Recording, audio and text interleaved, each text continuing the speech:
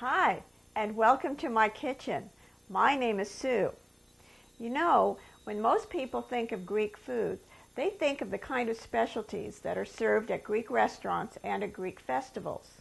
Things like pastizo, moussaka, spanakopita, roast lamb, and for dessert, baklava. Now, no one's going to argue. Those foods are definitely Greek, but there's a whole other world out there.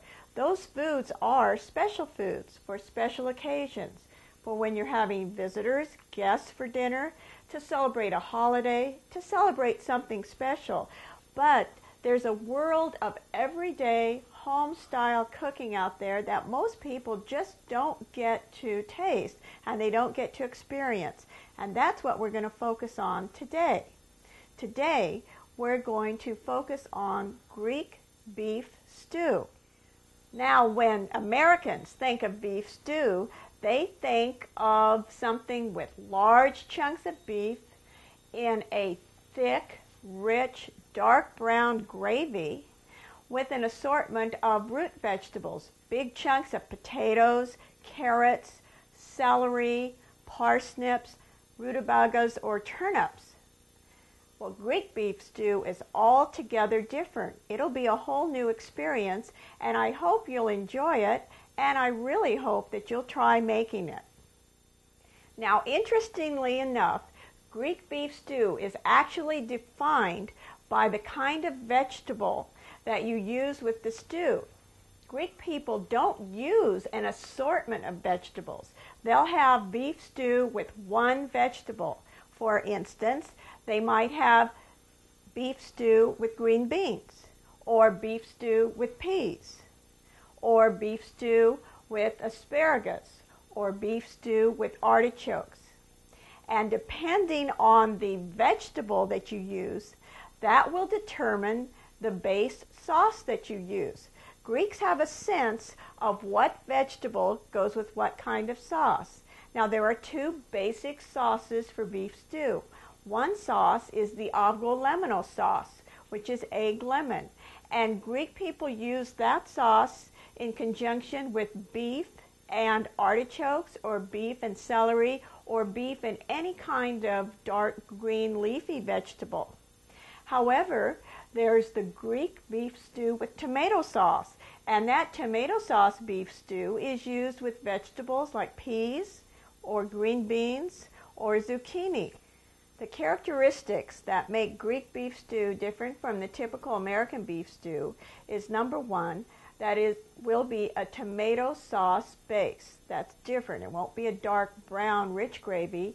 It'll be a tomato sauce base. And another thing that's unusual is that the stew sauce will be very brothy. It will not be thickened with flour. It'll be brothy. So much the better for sopping the juice up with French bread. And finally, as I said before, the stew is characterized by the one single vegetable that you pick for that day. This is typical home-style Greek cooking. It's simple, relatively easy, it's delicious, and it's really good for you because of all the vegetables. So let's get started. Just a reminder, this recipe and all the other recipes we've been using can be found on our website, Tweeton.com. And if you go to Tweeton.com, not only will you find the recipes from this show, but you'll find other interesting links to Greek sites that'll give you a little more insight into the culture and the food of the Greek people. So to make this Greek beef stew with tomato sauce and vegetables, you need to make the base, the beef and tomato sauce. You'll need 1.5 to 2 pounds of lean beef stew meat or lean lamb meat. Try to get the leanest that you can. 1.5 pounds to 2 pounds. If you want to be more authentic, you keep it less, 1.5 pounds. If you want to be kind of more American, go up to 2 pounds. In addition, you'll need 1 large onion, chopped, 2 to 4 cloves of garlic, minced. For the flavoring, you'll need 1 can of tomato sauce, a pinch of allspice, 1 to 2 bay leaves, and 1 to 2 teaspoons of oregano. And that's all. It's really quite simple. Before we start with the actual preparation of the beef stew base, I'd like to say a few words about the kinds of vegetables that Greek people traditionally use with the tomato sauce version of beef stew. They do use okra, and you can find whole okra, fresh, but that's just seasonal.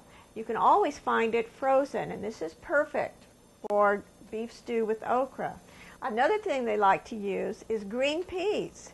And with green peas, again, you can find them fresh, and you can shell them yourself or go to the frozen department of your grocery store and get a big 2-pound bag. Now, still another vegetable that Greek people enjoy with a tomato beef stew is lima beans, but not baby lima beans. They need to be the big fat lima beans, like the Ford Hook lima beans. So large lima beans. And of course, green beans. Greek people love green beans. And I think this is something that everyone would enjoy, green beans with beef stew and tomato sauce. You can buy the green beans frozen in the cuts like this, or you could find them fresh, and then just make sure that you cut the green beans up into 3 pieces. Now, other vegetables, zucchini. Greek people love zucchini, and there's nothing like beef stew with big chunks of green zucchini. And of course, potatoes. Greek people will use potatoes, red-skinned potatoes or white potatoes. The interesting thing, as I said before, is that you need to pick one, just one of these, because that's a traditional Greek stew. A little bit of meat, and then you're going to feature one vegetable. So now it's time to get started on the base, the tomato and beef base. Okay, the first thing you have to do before you start browning the meat is to get your onions and your garlic ready. So here we go. Chop the onion up, and it doesn't need to be super fine pieces, but it shouldn't be chunks, because this is not a traditional American stew where you would have chunks of onion. The onion is actually part of the sauce, so chop it up relatively finely.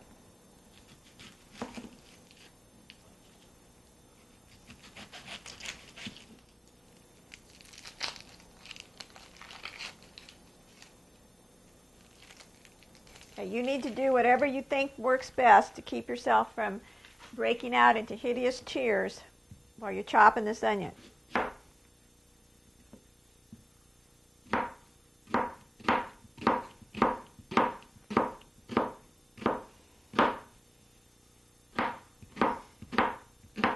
And you can see that I'm not really making super fine chunks. They're small little pieces though. I don't want big chunks, because this is not, onion is a flavoring. It's not a main vegetable of the stew.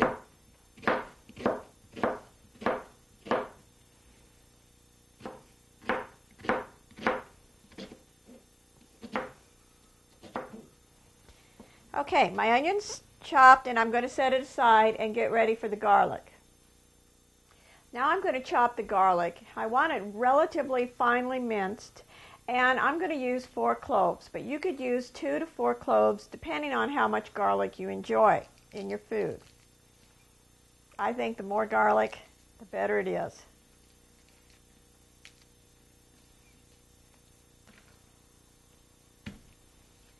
If you separate the cloves and then whop them with your big cutting knife, it loosens the dry skin and it comes off easier. Okay, I'll get started on chopping this up into fine little pieces. This whole thing's going to cook for at least an hour and a half, but still, it's best to have the garlic fairly well minced. Okay, I have my garlic chopped and I have my onions chopped. Now I'm ready to give my attention to the beef or the lamb. I'm ready to start on the beef. Now my pan has been heating and I've got it up to a fairly high heat because I want to brown the beef and I want to brown it quickly. I'm going to add 2 tablespoons of extra virgin olive oil to the pot. Right, I want the olive oil to heat because I want everything hot so the beef can brown quickly. I'm going to add the beef and I'm doing it in batches.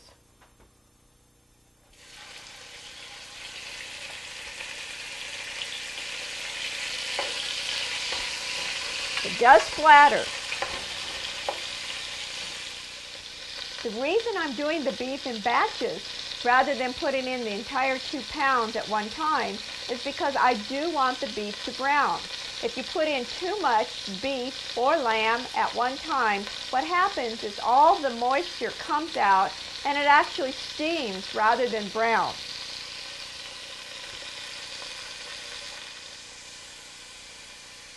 And here you can see one of the pieces is just starting to brown, and this is what I want. Leave it for a few minutes and then stir it and then leave it and then stir it until almost every side is browned nicely.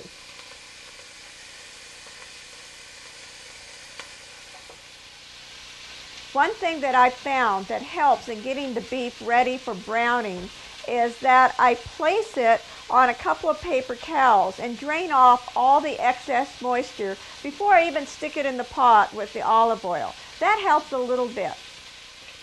I've removed this first batch of beef and now I'm browning the second batch. And this is all we're looking for. It's browned a little bit on each of the pieces. It doesn't have to be overly browned. My second batch of beef is well browned, so I'm going to set it aside and then brown the onions.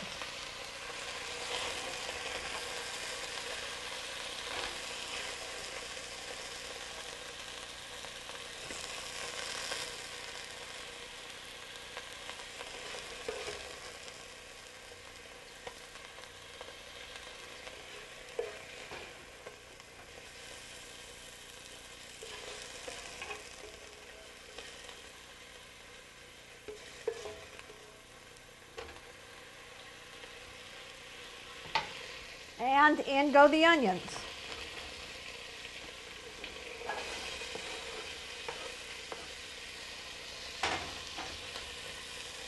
The onions only need to brown a little bit.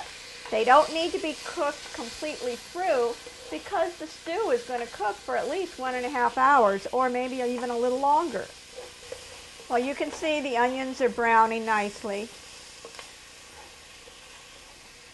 And everything's just about ready to put together. I don't like to add the garlic until near the end of the onions browning because I really don't want the garlic to burn. And it has a tendency to cook very quickly and burn before you even know it. So the onions are just about ready. I'll add the garlic for just a few minutes and then we'll put the whole thing together.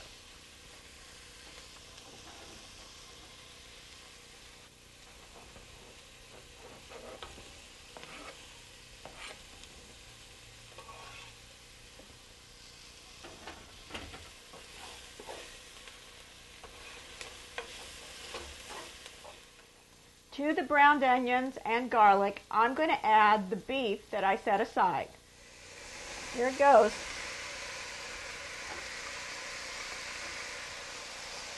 And mix that all up.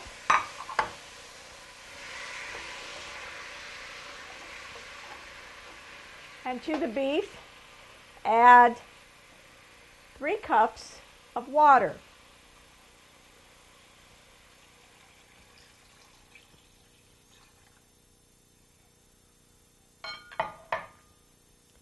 Now at this point, it looks like almost any other beef stew that anyone could make.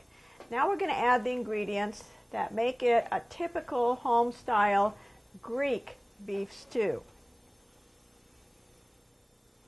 Add 1 can, an 8-ounce can of tomato sauce.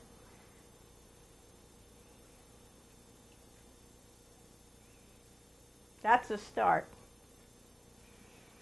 If you wanted, you could have used 3 cups of beef broth. either the canned beef broth or broth that you made yourself, or you could have used 3 cups of water to possibly 2 beef bouillon cubes. You need at least 1 teaspoon of salt, but don't oversalt it. You're better off using less salt at the beginning, and then at the end you can taste it and adjust the seasonings. Now I want to show you something I like to do with beef stew. The flavorings that you'll add will be oregano, allspice, a little bit of allspice, and bay leaf. You can use ground allspice, just a pinch in the stew. And I like allspice. I think it adds a sumptuous flavor to almost anything that has beef in it.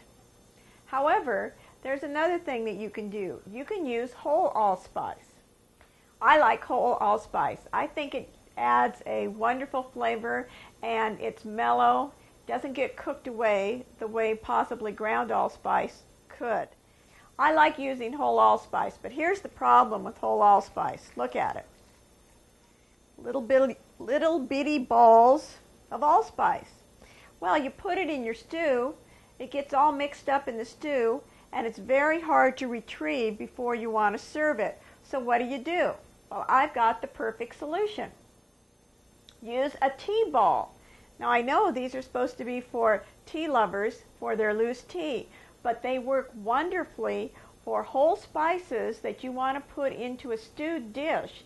They make it really easy to retrieve the whole spices, and yet the tea ball will be in the stew, simmering, cooking, and letting all that wonderful flavor go through the whole stew.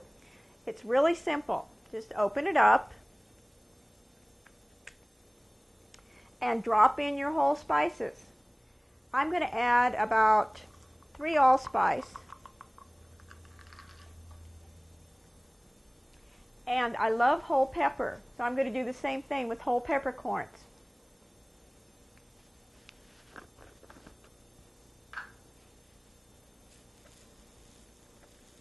Just a pile. And then I'm going to do the same thing with my bay leaves. I'll cut them in half and then put them in here. And then the only thing I'll have to retrieve is just this 1 tea ball. I won't have to go around looking for loose leaves or loose allspice.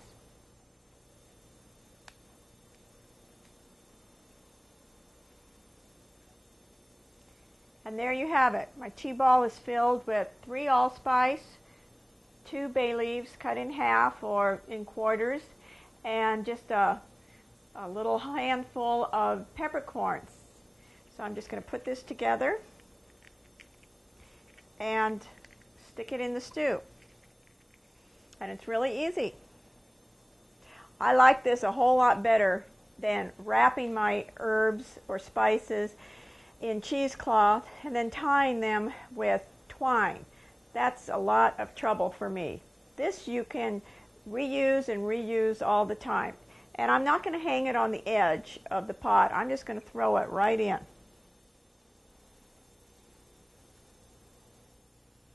Now it's time for me to add oregano. 1 to 2 teaspoons of oregano to the stew. Now, you can always get dried oregano at the grocery store. And I was fortunate enough to find this particular brand that had Greek oregano. And this is great. But it does lose some of its flavor just because of the fact that it's been dried, it's been packed, it's been shipped out, it's been sitting on grocery shelves for a while. I grow my own oregano out on my deck in pots, but unfortunately I use so much of it that my 2 little oregano plants don't seem to keep up with my use. So what I did the other day is I went to the grocery store. You know, now most grocery stores have a fresh herb section, and I found a wonderful bunch of fresh oregano. I brought it home, washed it carefully, laid it out on some paper towels in my kitchen, just on the counter, and I let it air dry for about 2 weeks. And now I'm ready to kind of harvest this dried oregano that I got from the grocery store. You can see it right here. It's dried nicely And all I need to do now is just separate it from the thick stalk, the thick stem. And that's a piece of cake. All you do is you just take your fingers and run them down, and the leaves just fall off.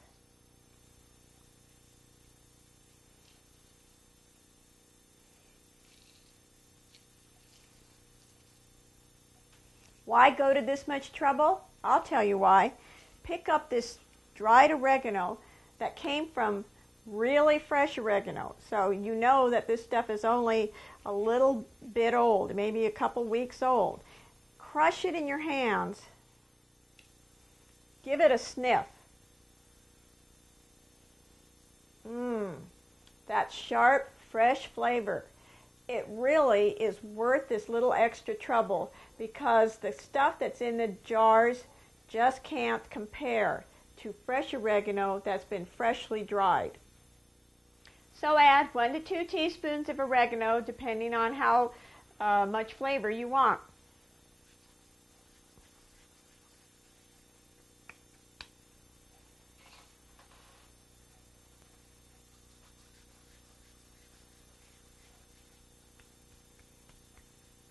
That's it. Give it a stir, and now you want to simmer this for at least 1.5 hours. After 1.5 hours, you want to check it. The meat needs to be perfectly tender before you go on to the next step, which would be adding the vegetables. The meat has been cooking about 1.5 hours, and now I want to check it to make sure that it's tender before I do anything with the vegetables. So here it goes. I'm just going to pick up a couple chunks of meat, and I'm going to test them for tenderness. You can pierce them with a fork, or I have this really high-tech thing. It's a skewer left over from a turkey trussing kit. All you want to do is just pierce the meat and see if your fork goes through completely, and it does. This meat is quite tender. And we're ready for the next step, which is adding the vegetables. I'd like you to look at the stew. You'll notice that the sauce is very thin, it's very brothy, and that is a characteristic of Greek stews. The Greek people really don't use a lot of thickening. All right, today I'm making Greek beef stew with green beans. So I've got a almost 2-pound bag of frozen green beans, and I'm going to add them to the stew.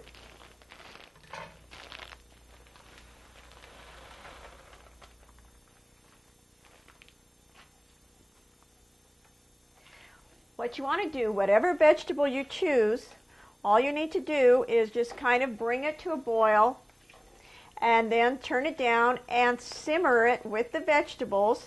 Now the vegetables need to cook around 30 minutes. They need to be completely cooked, completely tender.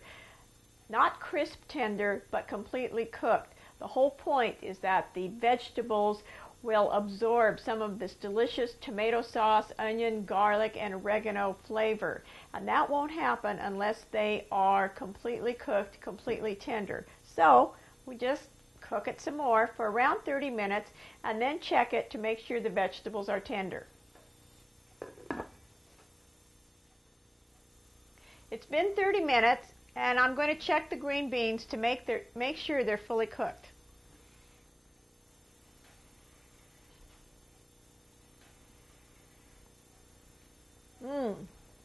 That's perfect. I really don't want any of that waxiness left in the green bean. I want it completely cooked.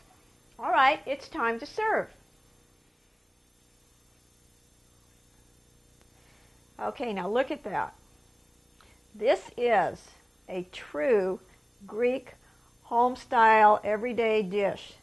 Lots and lots of broth, lots and lots of vegetables, and just a small amount of meat. Greek people love vegetables, any kind of vegetables. Fresh vegetables, raw in salads, and cooked vegetables. So it's not surprising that vegetables would be the star in a beef stew. Now I'm going to serve some up.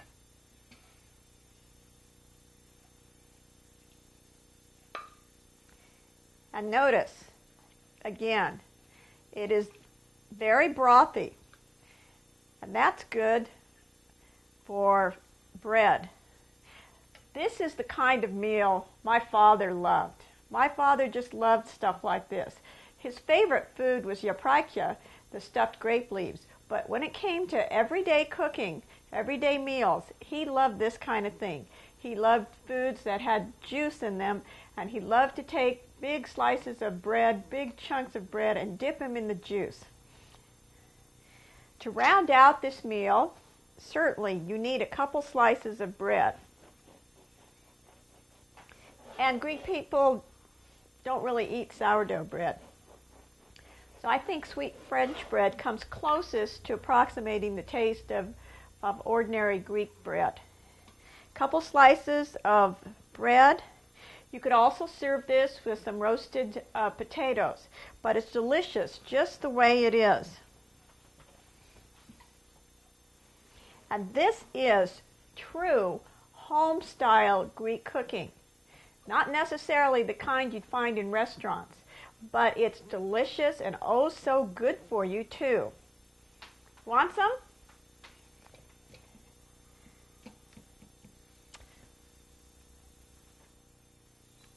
He made a mess.